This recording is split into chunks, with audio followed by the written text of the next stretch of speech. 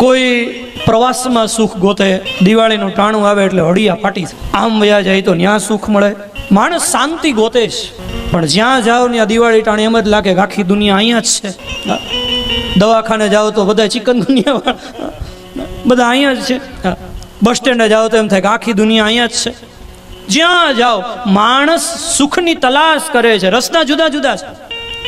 કોઈ પ્રવાસમાં સુખ ગોતે, કોઈ ભોજનમાં સુખ ગોતે એટલે તો હોટલમાં ગીરદી છે.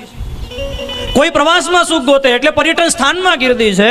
કોઈ વ્યવહારમાં સુખ ગોતે છે, કોઈ ભોજનમાં સુખ ગોતે છે, કોઈ ભજનમાં સુખ ગોતે છે.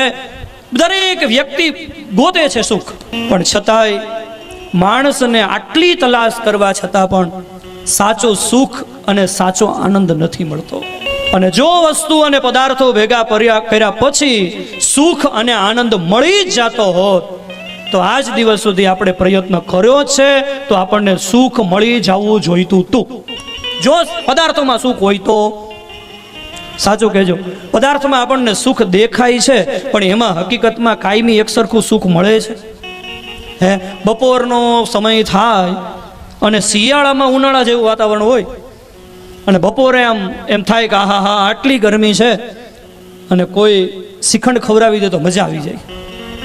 શ્રીખંડમાં સુખ દેખાય. હવે શ્રીખંડ ખાવામાં સુખ દેખાય, શ્રીખંડમાં જો સુખ હોય તો સાચું કહેજો, શ્રીખંડનો પહેલો વાટકો ખાતી વખતે જે મજા આવે એ જ મજા 5મો વાટકો ખાતી વખતે આવે.